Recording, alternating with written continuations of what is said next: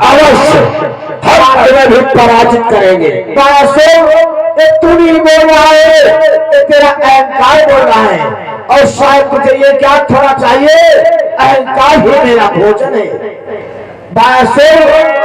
मैं तुम्हें चाहता हूँ कि तू मेरे बेटे को छोड़ दे, मैं वापस चला जाऊंगा। बेटे को छुड़ाने आए हो तो आओ मुझसे युद्ध करो। ये जैसी बात है तो ठीक है कि बेटी समझता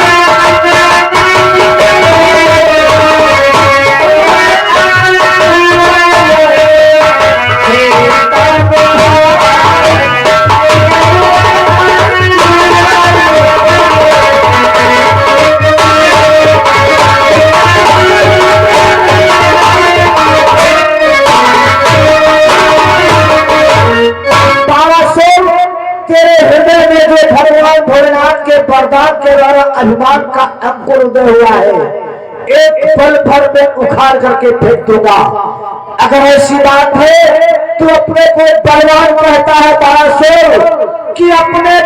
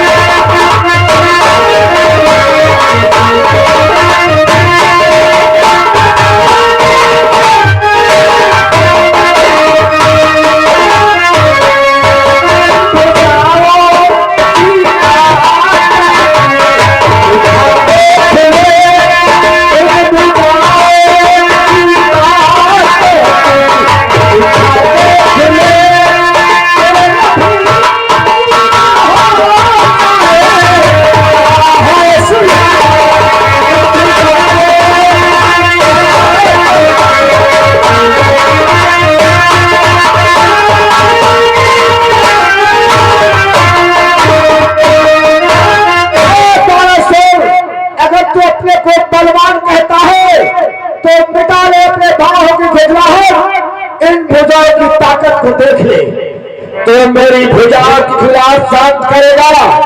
अरे तूने क्या किया है आज तक? बंदर में गाय चराने वाला एक चरवाहा और गोपिकाओं के साथ में नृत्य करने वाला नचनिया आया है बारासुर से युद्ध करने के लिए। हाँ बारासुर, ये तो सभी जानते हैं कि द्वारकाधीश कृष्ण ने वनों में गायों को चराया है और बालों के साथ में नृत्य किया है, गोपिकाओं के गृह में घुस करके मक्खन चुरा करके खाया है। पर ये सब क्यों किया है शायद तुम्हें ये नहीं पता है। क्या किया है बारासुर, ये तू जानना चाहता है सब मैंने कार्य क्यों किए हैं। ग्वाल बालों के साथ में गायों को मैंने चढ़ाया है, एक ग्वाल बाल मेरे साथी थे और गोपिकाओं के गृह में घुस करके मक्खन खाया इसलिए क्योंकि कंस अगर मक्खन खाता उसके यहाँ के रहने वाले प्राणी मक्खन खाते तो बलवान हो जाते, इसलिए उनके घर में घुस करके मक्खन खाता था तो बलवान हो पाए। और गोपिकाओं के वस्त्रों को मैंने इसलिए जोया और गोपिकाएं लंघित होकर के यमुना में नहाती थी, इसलिए दोबारा ऐसा कार्य न करें। उनके वस्त्रों को इसलिए हर करता था। द्वारकाधीश अगर बलवान हो जाओ मुझसे युद्ध करो। तैयार हो जाओ।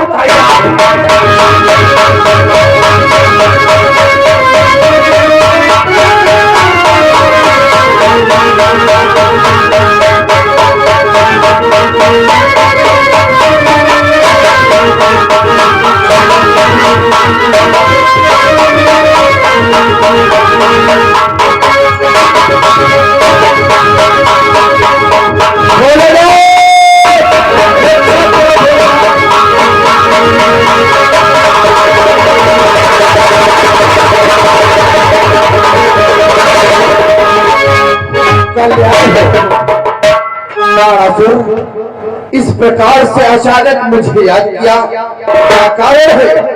भोलेनाथ, आपने मुझे वरदान दिया था और वचन भी दिया था, जब कभी तुम्हारे ऊपर संकट आएगा तुम मेरा ध्यान धरोगे, मैं आकर के तुम्हारी रक्षा करूंगा। हम अपने वचन से अवश्य अलग नहीं हो सकते। बोलो क्या कारण है, कौन सी समस्या है? तो चलो भोलेनाथ, एक शक्ति से मेरा युद्ध चल रहा है जिसमें मेरी पराजय हो रही है, चल करके उससे युद्ध करो। चलो हम अवश्य।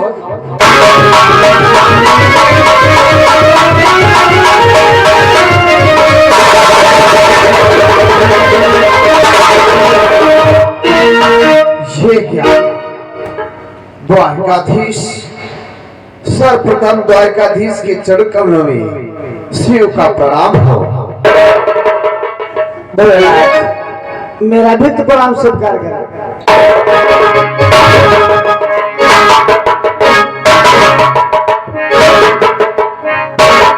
भोलेनाथ, ये क्या प्रणाम? द्वारकाधीश प्रणाम, भोलेनाथ प्रणाम। यहाँ प्रणाम नहीं है तो क्या ये अवश्य युद्ध होगा। हम तुम्हें वचन दिया है, लो मेरा त्रिशूल और धनुष और बाण हमें लाओ। इस त्रिशूल से द्वारकाधीश की सेना को समाप्त कर दो। हम तुम्हारे आंखों के सामने इनसे युद्ध करते हैं। लो भोलेनाथ, द्वारकाधीश को तुम समाप्त करो और इसकी सेना का मैं संहार करता हूं।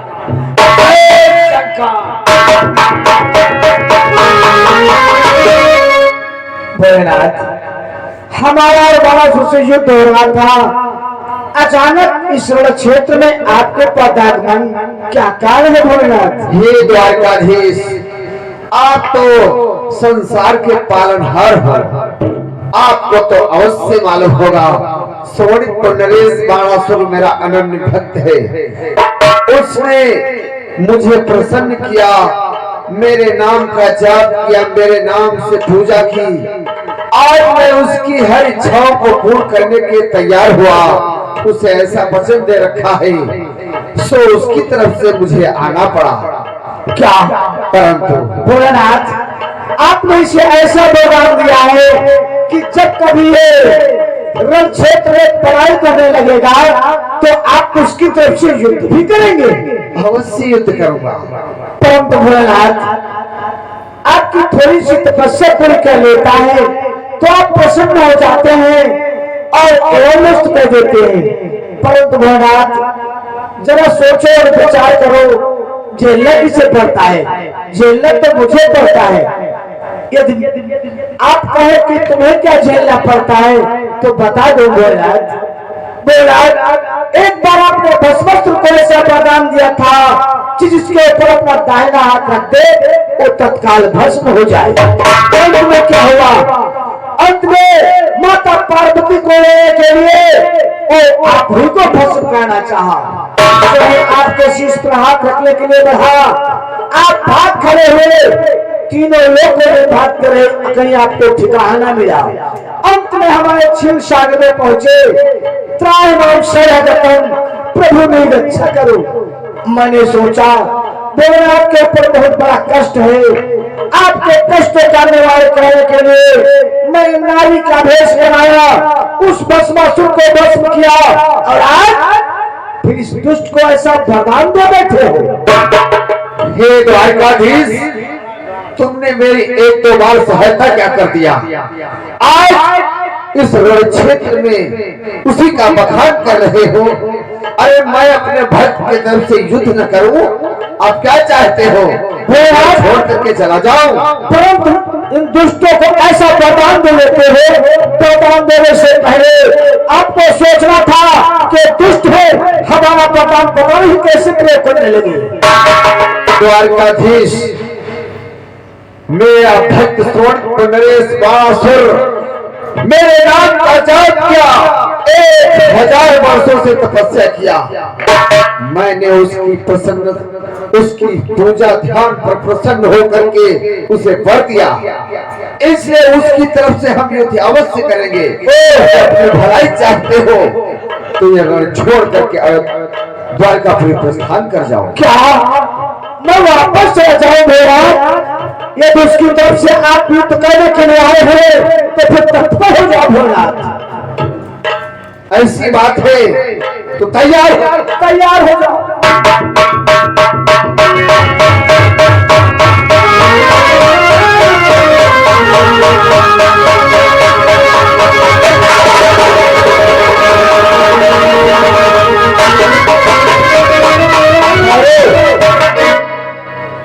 हे द्वारकाधीश, आप सच में हमारा और आपका यदि युद्ध होता रहेगा तो युद्ध समाप्त कब होगा? ध्यान किया है? हमारा तुम्हारा युद्ध कभी नहीं समाप्त होगा। तब तो इस सृष्टि का संहार हो जाएगा। भगवान इस सृष्टि के आप संहार करता है तो आपको संहार होने में कोई चिंता नहीं है। हे द्वारकाधीश, इसीलिए तो मैं तुम्हें बतलाया।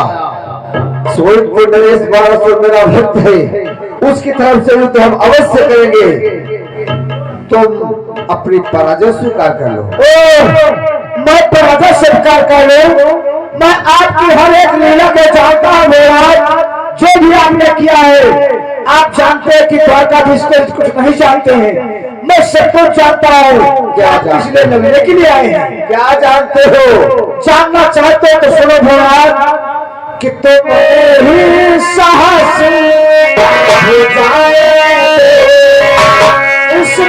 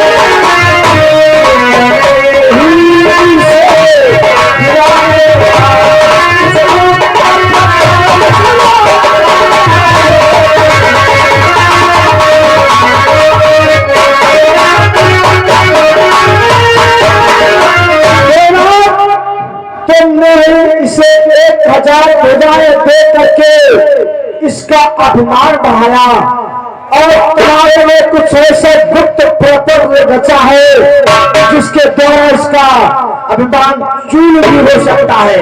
और आपने क्या किया है भगवान कि वो साथ पड़ना जब तुम हो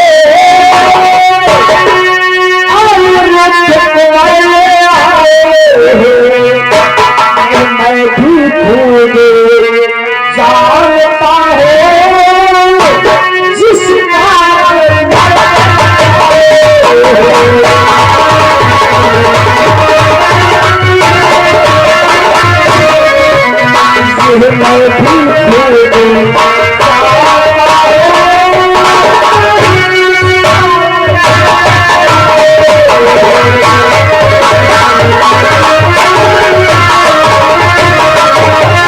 भूल इस बासुर के पुत्र को वरदान आपने दिया है।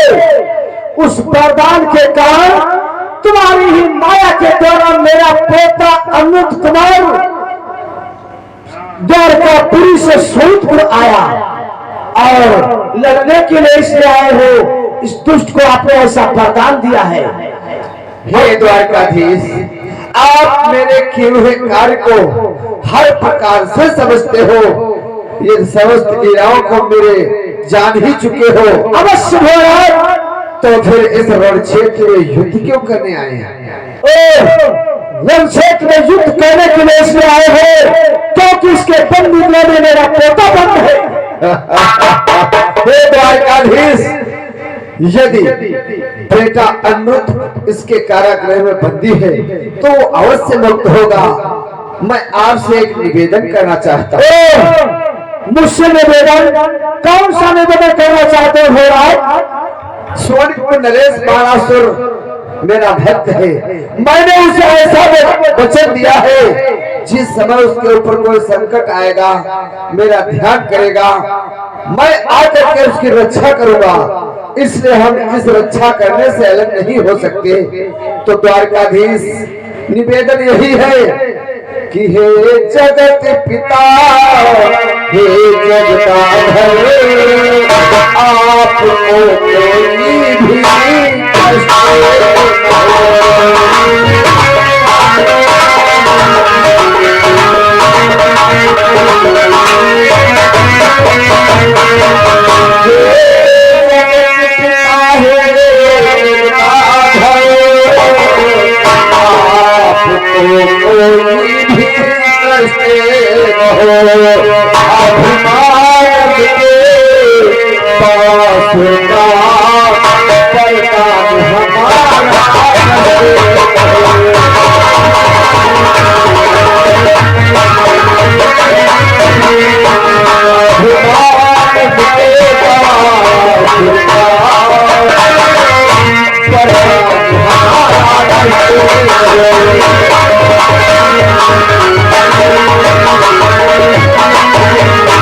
द्वारकाधीश प्रभु, जन जन का कल्याण करने वाले इस दुष्ट बाणासुर के अहंकार भी नष्ट हो जाए और मेरे वरदान की मर्यादा ही रह जाए, ऐसी कोई लीला करें। क्या कहते हो महाराज?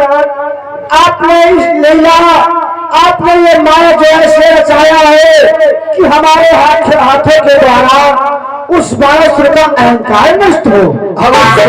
परंतु महाराज उस बात पर मैंने आपको बचा लिया था भस्मासुर से, परंतु इस बार हमारे पास में कोई ऐसी लीला नहीं है कि जिसके द्वारा हम उसके बाण को नष्ट करें। क्योंकि जब आप उसकी तरफ से युद्ध करने के लिए रण क्षेत्र में हमारे सम्मुख खड़े हैं तो भला हम उसका अभिमान कैसे नष्ट कर पाएंगे? जब हमारे सामने वो युद्ध करने के लिए नहीं आएगा तो भला हम उसका अभिमान कैसे नष्ट करेंगे? उसके लिए मैं उपाय बताता हूँ। उपाय? कौन सा उपाय है? रण क्षेत्र में हम आपसे युद्ध करते रहे होंगे।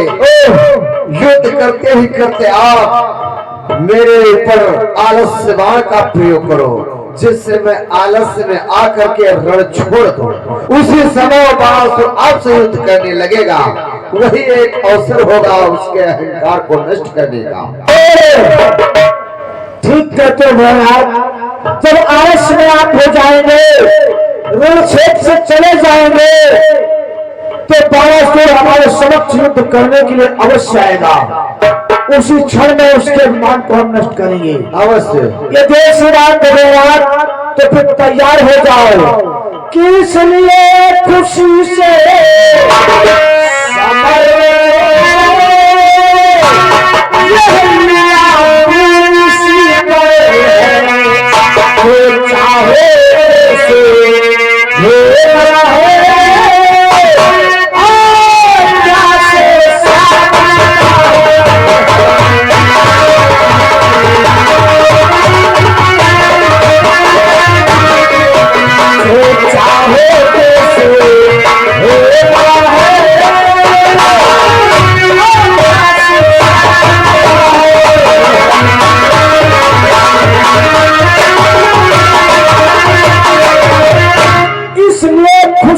समर रचे। ये लीला पूरी सी पर है, जो चाहे वैसे होना है, आज्ञा से सामना बाहर है। ये जय श्री राम बोला तो चलो उस बाणासुर की दिखावट में हम और आप युद्ध करते हैं, ताकि ये न समझे कि भोलेनाथ तुम्हारी तरफ से युद्ध नहीं कर रहे हैं। तैयार हो, तैयार हो।